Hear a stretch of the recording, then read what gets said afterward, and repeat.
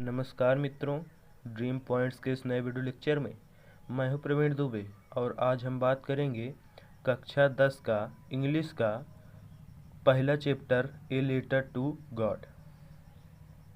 तो मित्रों, हमारे वीडियो को लास्ट तक देखना। मैं आपसे वादा करता हूं कि हमारे वीडियो को लास्ट तक देखने के बाद आपको इस चैप्टर में कोई भी डाउट नहीं रहेगा।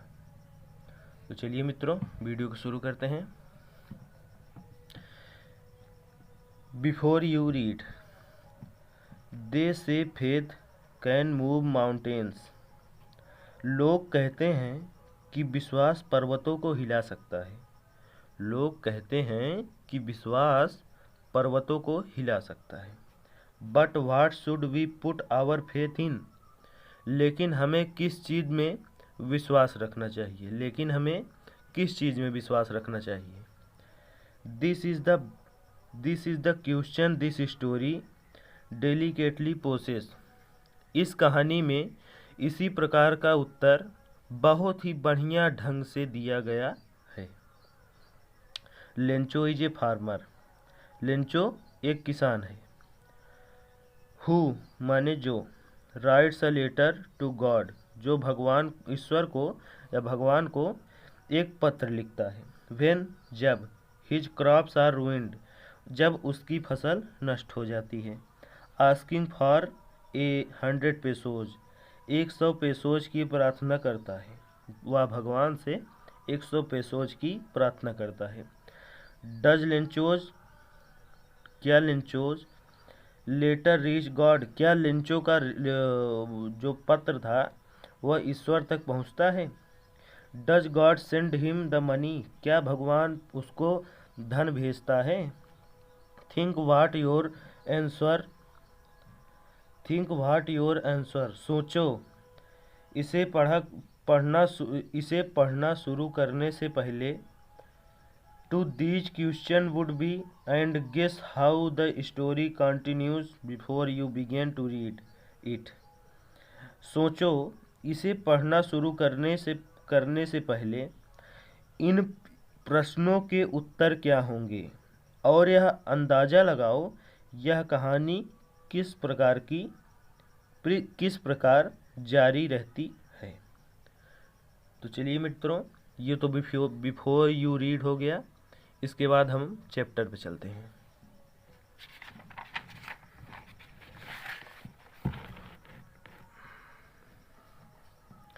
द हाउस, वह मकान, the only one in the entire valley, जो एक नीची पहाड़ी की चोटी पर स्थित था। Set on the crest of a low hill, तो इसका यहाँ से होगा पूरा। The house the only one in the entire valley set on the crest of a low hill, वह मकान जो एक निचली पहाड़ी की चोटी पर स्थित था और यह पूरी घाटी में अकेला स्थित था। From this height one could see the river and the field of ripe corn dotted with the flowers that always promised a good harvest. इस ऊंचाई से कोई भी नदी और पके धान के खेतों को फूलों से लदे हुए देख सकता था। कोई भी व्यक्ति अगर इस स्थान पर चला जाए तो वह इस ऊंचाई से कोई भी नदी और धान के खेतों को फूलों से लदे हुए देख सकता था, जो एक अच्छी फसल का वायदा करते थे। तो the only things the earth needed was a downpour और एट लीस्ट ए सोअर, पृथ्वी को केवल एक वर्षा अथवा कम से कम एक बौछार की आवश्यकता थी। शॉवर माने बौछार। Throughout the morning Lencho who knew his fields intimately had done nothing else but see the sky towards the north east. सारी सुबह लेंचो, जो अपने खेतों को नज़दीक से जानता था, उत्तर पूर्व दिशा में आकाश की ओर देखते रहने के सिवाय कुछ नहीं किया था। Now we are really going to get some water women. अब हमें वास्तव में ही कुछ पानी प्राप्त होगा। औरत, जो लेंचो की औरत थी, वह बोलती है कि अब हमें वास्तव में ही कुछ पानी प्राप्त होगा। The women who was preparing super replied. वह औरत जो रात का खाना तैयार कर रही थी, उसने जवाब दिया, यस गॉड विलिंग। हाँ, परमात्मा ने चाहा तो। The older boys were working in the field. बड़ी उम्र के लड़के खेत में काम कर रहे थे। वाइल माने जबकि the smaller ones were playing near the house until the women called to them all. जो बड़ी उम्र के लड़के थे वो खेत में काम कर रहे थे, जबकि छोटे अपने घर के समीप खेल रहे थे। जब तक उस औरत ने उन सबको नहीं बुलाया, कम फॉर डिनर, खाने के लिए आओ। It was during the meal that just as Lencho had predicted big drops of rain began to fall. खाने के समय बिल्कुल जैसे ही लेंचो ने भविष्यवाणी की थी, वर्षा की बड़ी बड़ी बूंदें गिरना शुरू हो गई। In the north east huge mountains of clouds could be seen approaching. उत्तर पूर्व दिशा में बादलों के विशाल पर्वत आते हुए देखे जा सकते थे। The air was fresh and sweet. हवा ताजी और मधुर थी या मीठी थी। हवा तो मीठी होगी नहीं, इसलिए मधुर थी। The man went out for no other reason than to have the pleasure of feeling the rain on his body, and when he returned, he exclaimed। तो वह व्यक्ति अपने शरीर पर वर्षा के आनंद का अनुभव करने के लिए बाहर गया, और जब वह वापस लौटा तो वह एकदम कहा, These are not raindrops falling from the sky।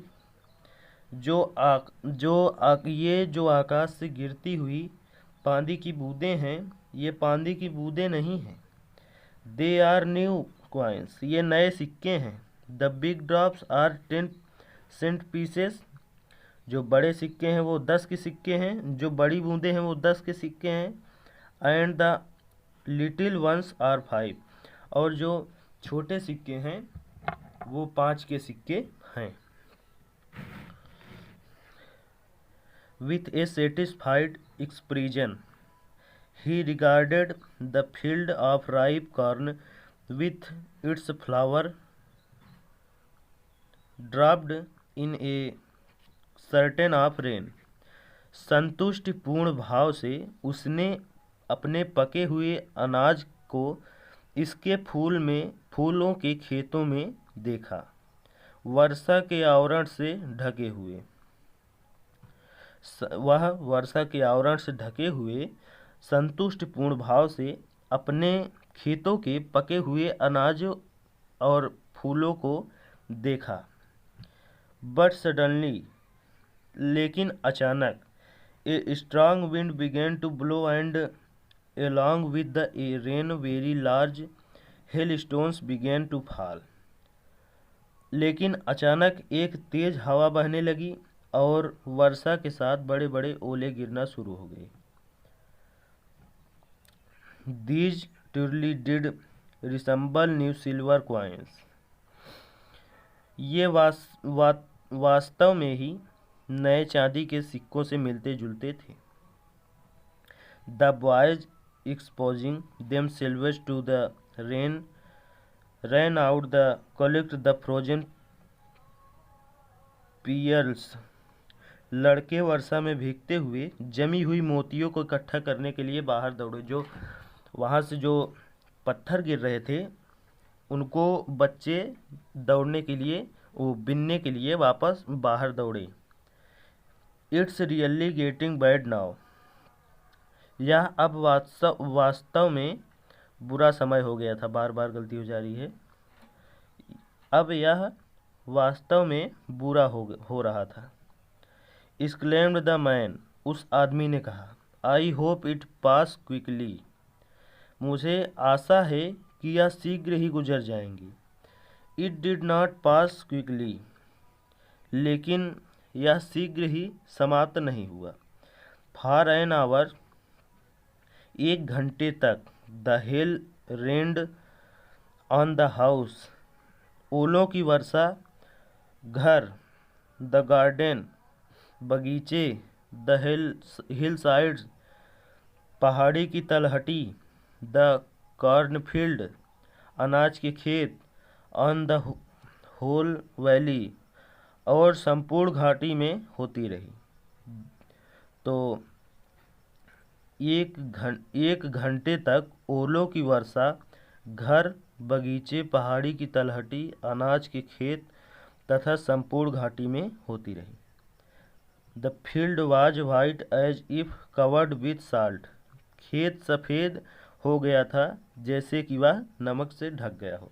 खेत जो था वह ओलों से इस प्रकार ढक गया था जैसे वह सफ़ेद नमक से ढक चुका हो। Not a leaf remind on the trees. पेड़ पर एक भी पत्ती नहीं बची थी। The corn was totally destroyed. धान की खेती पूर्ण रूप से बर्बाद हो गई थी। The flowers were gone from the plants. पौधों से फूल जा चुके थे। Lencho's soul was filled with sadness. Lencho दुखी पूर्ण भाव से या उदासी आत्मा से। लिंचो की आत्मा उदासी से भर चुकी थी। गलती हो गई, यहाँ पे ऐसे होगा। लिंचो की आत्मा उदासी से भर गई थी। भाई किसी की भी फसल हो, इतना ज़्यादा नुकसान होगा तो उसकी आत्मा दुखी होगी ही। When the storm had passed.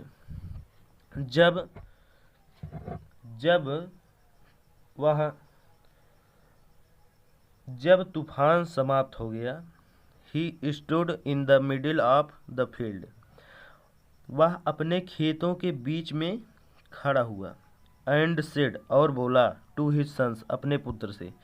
वह खेतों के बीच में जाकर खड़े होकर अपने पुत्र से बोला। A plague of locusts would have left more than this. एक टिड्डियों का झुंड भी हमारी फसल को इतना नुकसान नहीं करता। The hail has left nothing.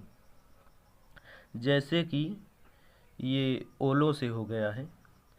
This year we will have no corn. तो इस वर्ष हमारे पास कोई फसल नहीं होगी, क्योंकि पूरी फसल तो ओलों से नष्ट हो चुकी थी।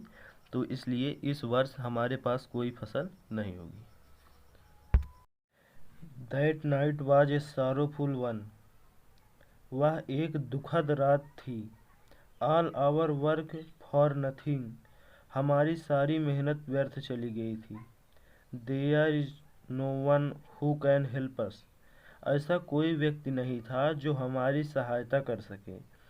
We all go hungry this year. इस वर्ष हम सबको भूखा रहना पड़ेगा, ऐसा लिंचो ने कहा।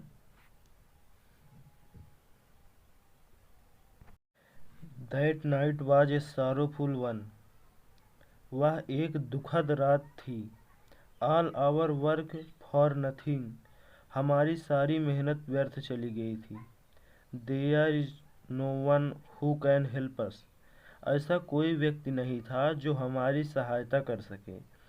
We all go hungry this year. इस वर्ष हम सबको भूखा रहना पड़ेगा, ऐसा लिंचो ने कहा।